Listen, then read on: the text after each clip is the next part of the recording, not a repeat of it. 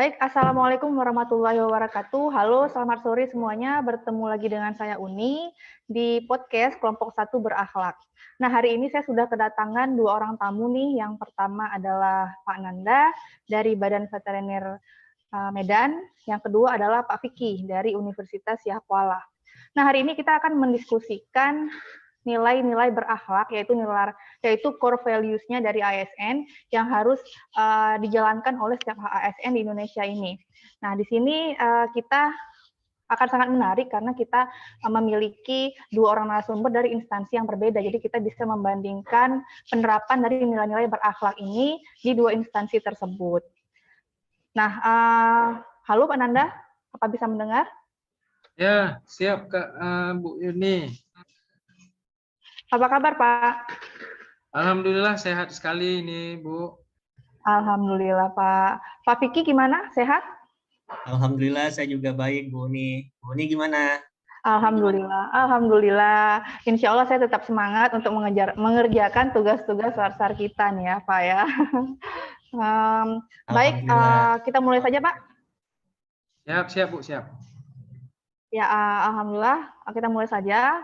Kali ini kita akan berbincang-bincang mengenai nilai-nilai berakhlak. Ada 7 nilai di sini. Beruntungnya kita ini adalah ASN yang muda-muda Pak ya. Jadi kita akan lebih mudah menerapkan nilai-nilai tersebut dengan cara yang lebih inovatif dan kreatif gitu Pak. Nah, jadi kalau di Badan Veteriner Medan ini sendiri, Pak Nanda, gimana nih Pak? Apakah sudah menerapkan nilai-nilai berakhlak ini, Pak? Insya Allah kalau di instansi Balai Veteriner Medan, setiap kegiatan yang dilakukan itu memang ya kita di sini berorientasi terhadap nilai-nilai berakhlak ya. Jadi selain makna akhlak itu adalah terpuji mungkin ya. Tapi ada representatif lain bagi ASN ya. Jadi berorientasi terhadap pelayanan, kemudian di setiap kegiatan kita harus ada nilai-nilai akuntabel, kemudian nilai kompeten, harmonis, loyal, adaptif, dan selalu kolaboratif. Kira-kira demikian Bu. Kalau dari segi pelayanan sendiri nih Pak, bagaimana unit di Badan Veteriner Medan ini memenuhi kebutuhan dari masyarakat atau stakeholder-nya sendiri nih Pak? Jadi kalau dari nilai pelayanan, orientasi pelayanan, sebenarnya karena Balai Veteriner Medan ini selalu berhubungan dengan masyarakat, jadi customer service kita itu biasanya selalu menggunakan 3S istilahnya Bu ya. Ada salam, senyum, sapa. Nah, kemudian memberikan konsultasi juga, konsultasi dan client education kepada masyarakat terkait dengan baik itu tentang kesehatan hewan dan sebagainya. Jadi untuk pelayanan seperti itu. Ya. Jadi mungkin saya mau mengingatkan lagi untuk teman-teman yang mungkin belum tahu apa itu berakhlak. Berakhlak itu adalah terdiri dari 7 nilai, singkatan dari berorientasi pelayanan, akuntabel, kompeten, harmoni, loyal, adaptif, dan kolaboratif. Nah, kita sudah mendengar tentang pelayanan di Badan Veteriner Medan nih Pak. Sekarang saya ingin beralih ke nilai yang kedua, yaitu akuntabel. Itu gimana Pak? Kalau di sana, gimana Bapak menerapkan nilai-nilai ini? Nah, kalau misalnya nilai akuntabel yang biasa kita laksanakan sehari-hari, contohnya misal dalam pemeriksaan pengujian ya, pengujian sampel. Nah, kita pengujian sampel itu harus dengan penuh tanggung jawab. Tidak boleh ada yang menjadi kecurangan baik dari hasil ataupun ada tekanan. Jadi kita harus memang transparan dan dengan penuh tanggung jawab mengeluarkan suatu hasil. Contohnya seperti itu, Bu ini. Wah, keren sekali nih Pak. Kalau terkait kompeten gimana Pak? Apakah di sana memang ada upaya-upaya untuk terus meningkatkan kompetensi dari para ASN-nya atau pegawainya gitu Pak? Nah, untuk meningkatkan kompetensi pegawai, memang dari pimpinan kita diharuskan dan diwajibkan mengikuti berbagai macam seminar, FGD, ataupun ya pelatihan-pelatihan teknis ya, ataupun BIMTEK yang memang ada yang difasilitasi oleh instansi, ada juga yang memang dari keinginan pribadi. Misalnya saya ingin mengetahui lebih banyak tentang penyakit mulut dan kuku yang sedang sekarang mewabah. Nah, saya ikut berbagai macam seminar dan webinarnya. Jadi untuk kompeten juga sangat penting ya, Bu ya. Iya, benar. Saya setuju sekali itu, Pak. Nah, jadi kalau dari sisi harmoni nih, Pak, gimana cara Badan Veteriner Medan ini menjaga keharmonisan dari para pegawainya? Ya. Balai Veteriner Medan ini, Bu Yuni, terdiri dari berbagai macam suku ya, asal ASN-nya, latar belakangnya pun beda-beda. Nah, agamanya pun beda-beda. Nah, jadi salah satu menjaga keharmonisan itu kita selalu mengadakan salah satunya misal family gathering. Nah, untuk menjaga ukhuwah ya. Kemudian kita juga menjalankan semua standar itu sesuai dengan SOP. Jadi jangan gara-gara marga lebih cepat prosesnya, tidak, kita menjalankan itu biar harmonis, tidak ada kesenjangan, kita ikut SOP semuanya. Kira-kira demikian, Bu. Oh, jadi semuanya diberlakukan sama rata seperti itu, Pak ya? Benar. Nah, jadi kalau berdasarkan poin loyal nih Pak, kesetiaan, apa saja yang Bapak lakukan sebagai pegawai atau ASN di sana untuk menerapkan sikap loyal ini nih Pak? Nah, jadi loyal ini kan ya kepatuhan kita terhadap instansi, Bu ya. Nah, jadi saya selalu berusaha untuk menjaga nama baik, baik itu nama baik rekan, kemudian nama baik instansi, ataupun dalam hal ini secara umum ya kita harus menjaga nama baik negara kita ya melalui dengan di instansi sendiri dulu gitu, Bu. Mulai dari instansi baru nanti berdampak ke negara bangsa gitu Pak ya. Ya. Selanjutnya ada 2 poin lagi nih Pak, adaptif dan kolaboratif. Mungkin Bapak bisa menjelaskan secara bersamaan nih Pak, gimana penerapan dari 2 poin ini di Badan Veteriner Medan. Ya. Silakan Pak. Sikap atau nilai adaptif yang kita laksanakan biasanya di sini saat ini kan sedang COVID ini, jadi kita jaga jarak itu kan harus kita galakkan. Nah, jadi untuk pelaporan, misalnya ada terkait pelaporan ternak dan sebagainya, saat ini kita menggunakan aplikasi. Jadi ada aplikasi lapor kesehatan hewan, misalnya. Jadi masyarakat bisa mengakses itu. Nah, untuk kolaborasi, kita selalu memang kerjasama dengan instansi. Karena BVET Medan ini menaungi dinas-dinas peternakan di seluruh Sumatera, Bu. Kebetulan kita cuma satu di Sumatera nih, Bu. Jadi semua instansi itu berkolaboratif dengan kita. Nah, pada saat kolaborasi kita itu tidak hanya dengan daerah saja, kita juga berkolaborasi dengan ya, dinas ataupun instansi-instansi luar negeri. Contoh dengan FAO, dengan UNICEF, kita itu juga melakukan kolaborasi untuk mencapai apa? Untuk mencapai pemulihan ataupun penanganan kesehatan ternak yang maksimal nantinya. Itu anjuran dari Kementerian Pertanian, Bu, memang. Wah, luar biasa. Keren sekali penjelasan dari Pak Nanda ini, yang sangat jelas kita dengar bahwa BVET Medan ini telah menerapkan nilai-nilai berakhlak secara konsisten gitu Pak ya. Lalu selanjutnya kita akan beralih ke Pak Vicky nih Pak. Bisa didengar Pak? Halo Pak Vicky? Bisa Ibu nih. Alhamdulillah. Nah, Pak Vicky, bagaimana Pak Vicky di Universitas Yahya Kuala sendiri ini, bagaimana Pak Vicky sebagai seorang dosen ini menerapkan nilai-nilai berakhlak? Kita mulai dari nilai yang pertama, yaitu berorientasi pelayanan. Silakan Pak.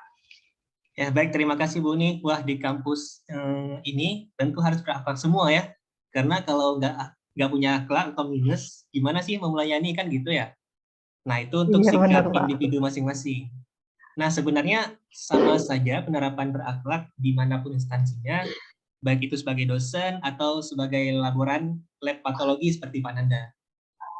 Nah, kalau misalkan dilihat dari segi berorientasi terhadap pelayanan, kami melayani mahasiswa dengan ramah, dengan pelayanan terbaik, baik di kelas maupun di luar kelas saat bimbingan tugas maupun skripsi.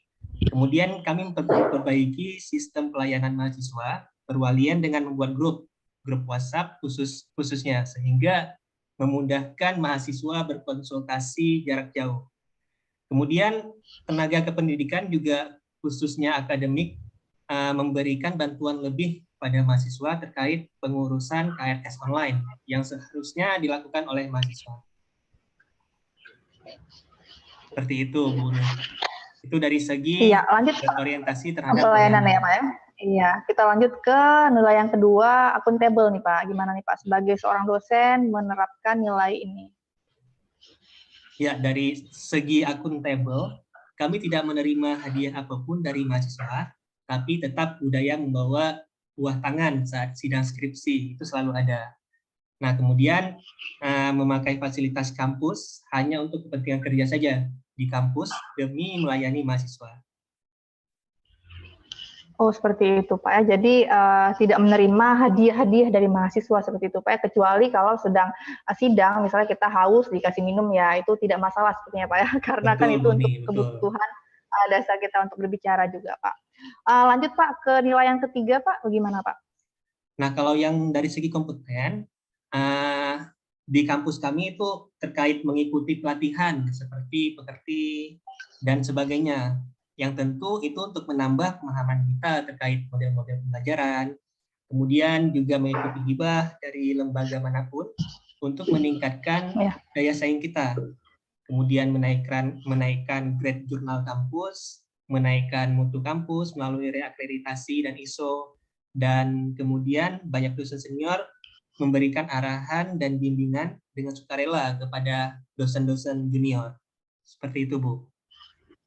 Wah, sangat luar biasa Pak ya. Sebagai seorang dosen memang kompetensi ini memang inilah nilai jual seorang dosen Pak. Jadi memang harus terus ditingkatkan seperti itu Pak ya. Iya, betul. Karena jenjang karir dosen memang sangat berpengaruh pada kompetensi ini. Nah, lanjut Pak ke poin harmonis. Gimana sih Pak? Kita kan tahu kalau dosen itu mengajar mahasiswa yang tidak hanya dari satu daerah saja, tapi juga dari latar belakang yang sangat banyak sekali. Nah, itu gimana cara Bapak untuk membawa suasana yang kondusif seperti itu Pak. Jangan hanya di mata kuliah atau di kelas, tapi juga di kampus sesama rekan kerja. Gimana cara menjaga hubungan ini Pak? Ya, dari segi harmonis tentu sebagai dosen itu tidak membeda-bedakan mahasiswa secara sara di kelas. Kemudian dosen senior itu sangat membantu dalam hal beradaptasi juga, membantu untuk hal-hal yang belum diketahui. Kemudian juga membangun hubungan yang kondusif dengan cara saling tolong-menolong di prodi. Seperti itu, Ibu. Seperti itu Pak ya. Lalu untuk nilai selanjutnya, gimana nih Pak? Kalau nilai loyal ya Ibu ya? Kesetiaan ya, kepatuhan gitu. Gimana nih Pak? Sebagai seorang dosen harus patuh ke siapa gitu Pak. Terus juga harus menerapkan sikap-sikap atau aksi yang bagaimana supaya kita dianggap loyal seperti itu Pak. Ya, tentu kalau dari segi loyal, kita tentu harus patuh terhadap atasan ya. Kemudian tidak menjelek-jelekkan rekan kerja, terus bekerja sampai tuntas sesuai dengan aturan, jangan setengah-setengah. Nah, terus seluruh sivitas juga harus mengikuti upacara. Kalau misalkan ada upacara itu harus diikuti, terutama dalam peringatan hari-hari bersejarah. Nah, kemudian kita juga seminggu sekali itu terkadang melakukan family day atau hari keluarga setiap seminggu sekali. Nah, kemudian kita juga bersilaturahmi dengan mitra setahun sekali saat dis USK. Ya, ini tentu untuk mempererat hubungan silaturahmi antara pihak kampus dengan mitra. Begitu, Ibu. Oh, seperti itu Pak. Itu cara Universitas Yahkuala untuk memupuk jalinan kerjasama seperti itu Pak dengan mitra. Lalu kita masuk ke 2 poin terakhir Pak, adaptif dan kolaboratif. Itu bagaimana Pak sebagai seorang dosen mengaplikasikannya? Ya, saya mulai dari adaptif dulu ya Bu. Kalau dari segi adaptif, kami menggunakan tools namanya e-learning. Ya, tools ini sebagai media pembelajaran di kampus kami. Kemudian menggunakan aplikasi Canva, ya tentu untuk memperbagus atau mempercantik PowerPoint yang kami tampilkan kepada mahasiswa. Kemudian dosen telah melakukan inovasi dalam absen dan membuat ujian memakai e-learning dan juga Google Dokumen. Nah, kemudian di kampus kami juga adanya sistem absensi oleh dosen memakai aplikasi mobile absen USK. Jadi kami punya aplikasi untuk absen dosen itu namanya mobile absen USK. Kemudian dari kolaborasi, ya banyak dosen yang telah melakukan kolaborasi dengan dosen lintas fakultas atau juga lintas universitas terkait berbagai proyek. Nah, kemudian juga ada kerjasama dengan berbagai mitra, baik dalam bentuk penelitian maupun pengabdian. Nah, hal ini salah satunya diaplikasikan melalui program MBKM. Jadi di kampus kami itu juga ada yang namanya MBKM Wisuda Unggul. Di dalamnya juga ada pertukaran pelajar, baik dari pertukaran antar prodi ataupun pertukaran mahasiswa ke kampus lain. Begitu Ibu Uni. Oh baik, terima kasih Pak. Nah, jadi nilai adaptif dan kolaboratif ini sama pentingnya dengan nilai yang lain, tapi ada 3 nilai yang saya baca Pak ya dari seorang dosen itu, yaitu nilai kompeten, adaptif, dan kolaboratif yang memang menjadi nilai jual yang sangat diperlukan oleh seorang dosen gitu Pak untuk menumbuhkan mungkin semangat belajar mahasiswa gitu Pak ya. Nah, kita sudah dengar penjelasan dari 2 tamu pada hari ini. Nah, dapat kita simpulkan bahwa kedua instansi ini, BIFET Medan dan Universitas Yahkuala, telah menjalankan core values berakhlak dengan baik dan sudah diaplikasikan dengan cukup keren ya Pak ya.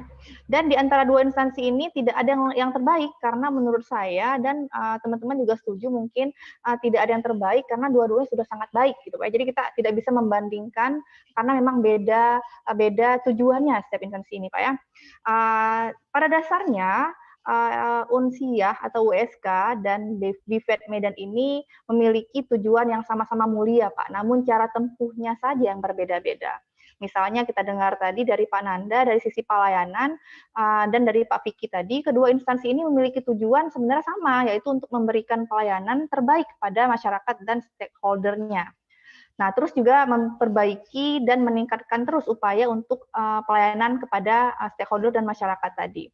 Selanjutnya juga kita lihat, tadi kita dengar contoh lain ada pada poin kompeten, di mana ASN di BIFET dan di USK ini sama-sama memiliki upaya untuk melakukan pengembangan diri secara konsisten dan terus-menerus melalui berbagai aksi sesuai dengan posisinya di mana seperti itu.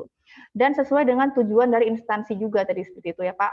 Nah, pada akhirnya penerapan ketujuh nilai ini sangat berpengaruh ya terhadap kita sendiri sebagai ASN, terhadap instansi dan bangsa kita tentunya.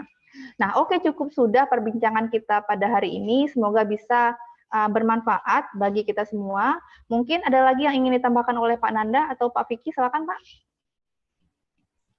Kalau dari saya cukup, Bu Uni. Ya, Pak Nanda gimana Pak? juga dari saya kayaknya sudah cukup. Oke, baik. Terima kasih Pak Nanda dan Pak Vicky sudah berhadir pada sore hari ini. Semoga apa yang kita bicarakan atau diskusikan hari ini bisa bermanfaat bagi teman-teman sekalian yang mendengar. Bagaimanapun penerapan yang kita lakukan sebagai ASN ini bertujuan untuk memajukan bangsa Indonesia ya Pak ya, tidak hanya untuk diri sendiri saja seperti itu. Nah, oke, kalau begitu demikian obrolan kita pada hari ini. Sampai ketemu di obrolan selanjutnya. Selamat sore. Assalamualaikum warahmatullahi wabarakatuh. Waalaikumsalam warahmatullahi wabarakatuh. Terima kasih atas undangannya. Terima kasih Bu Uni. Sama-sama Pak. Ya, ditunggu undangan selanjutnya ya Pak ya. Ya, Mohon berhadir kembali nanti.